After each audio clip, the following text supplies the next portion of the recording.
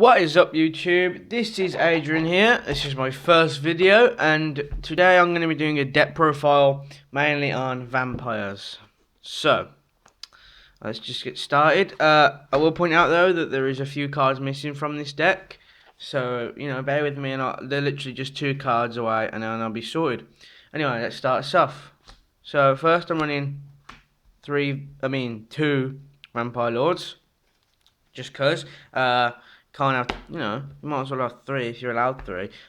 But I think running 3 lords is pretty, pretty cloggy as opposed to, 3 dukes or whatever. Well, this card, when it attacks and it inflicts battle damage to your opponent, they mill a card out of their deck, and if it's destroyed by your opponent's card effects, it comes back from the graveyard. So pretty cool. Then I'm running 3 copies. Vampire Shadow or Shadow Vampire. When he's normal summon, you can special summon hit any card from your deck or hand that's a vampire. So that's pretty cool. You really want to use that for Xyz material though. It's not worth it, the effect or attack. So yeah, I'll do a tactic tip in a minute after this. So I'm running 3 dukes. 3 dukes because when he's normal summoned, you can special summon from your graveyard. And really what I like to do is, so I normal summon Duke, then special summon another Duke from my graveyard, mill a card, for the price of 1, you know what I mean? So yeah, that's what I do. Then I'm running 2 vamps, because if you had 3, that'd be way too cloggy, and you really want to get them summons out there. So basically, when she's summoned and then you summon a vampire monster, you can add your opponent's monster and equip it to her, so as a spell card, so she gains the attack. It's pretty cool. It added onto her original attack anyway, so that's pretty cool. Then one which I might just throw out is a Vampire Lady. She's exactly the same as Vampire Lord, except she don't come back. Then a Grace. She does exactly the same as Vampire Lord and Duke and Lady, but once per turn you don't have to attack, and you can pay 2,000 life points to bring her back from the graveyard, which is a waste of life points when you can just bring her back via Vampire Takeover or whatever. 1 Genesis for the raw power. It's a very old card, I did since I was a kid. Vampire Genesis, you basically, its effect allows you to bring back 1 zombie type monster from the graveyard once per turn, and that is a really cool effect, and it's just there for its 3,000 attack beta, really. Then 1 Vampire's Curse. When that's sent to the graveyard, you can pay 500 life points and special summon it, and then it gains 500 attack each time. So you're gonna do it loads of times. You're probably gonna end up on 5,000.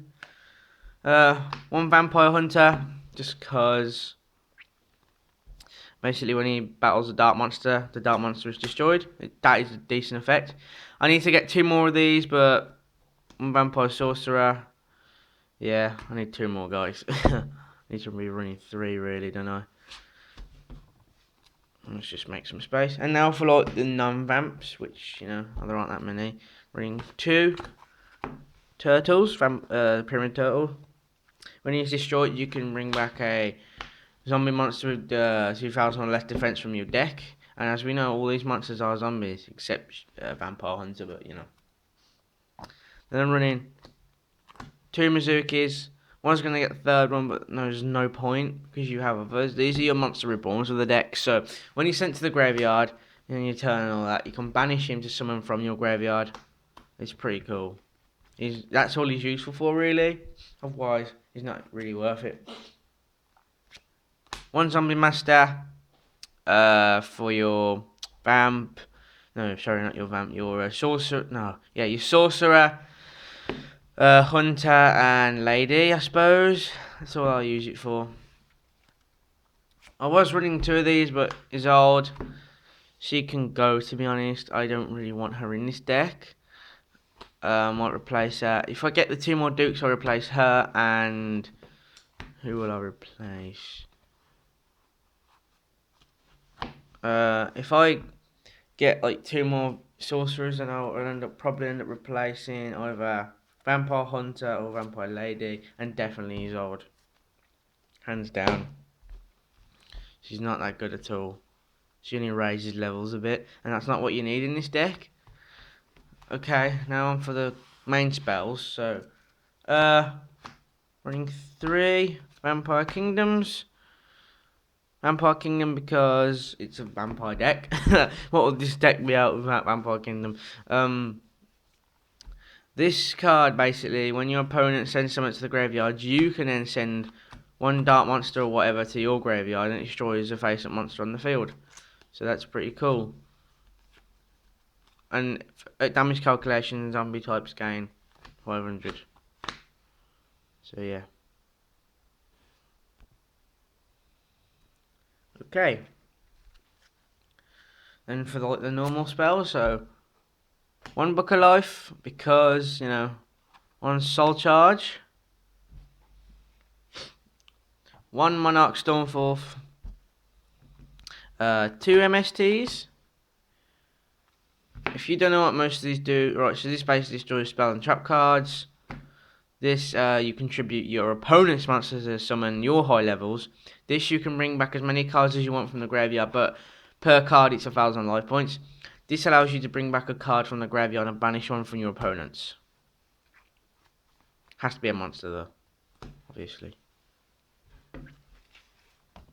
1 Book of Moon, just to, you know, piss them off.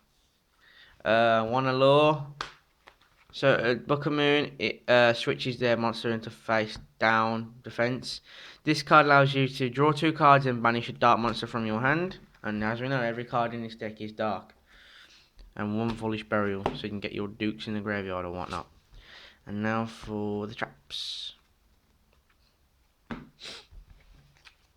So 3 takeovers. Basically what this card does is if you have nothing in your field zone, you activate this card and then you search for Vampire Kingdom in your deck and then you can special summon from your graveyard 1 dark vampire monster in defense mode. So yeah. Then 3 Call of the Haunteds. I choose to run 3 because if I can't get nothing out, I need to get these out, and it's basically just special summons from your graveyard. I don't get why this is a super, because look, you can't even tell when it's down. See? Can anyone tell? Nope. It's crazy. Anyway, for the last it is Bottomless, Trap Hole, and Mirror Force. We'll be getting rid of Mirror Force or something, I don't know yet. I was running Ring of Destruction, but I swapped it out for this thing. So this basically banishes monsters with 1,500 attack, and this destroys all attacking monsters. And that's it for the spells, traps, and monsters. Now for the XEs, I only have a few. Running 1 Aegis, Keeper of Armageddon. And what this does is, so you detach a monster, and it can destroy a face-up monster on the field. Nice. Then I'm running 2 copies of Crimson Knight Vampire Bram. So what this card does is you can detach a monster and special summon from their graveyard, and if he's destroyed, he comes back in defense. So you know that's pretty cool. Running 2 of those because it's important. So that's about sums it up for the vampire deck. I hope you guys enjoyed. Thank you for watching.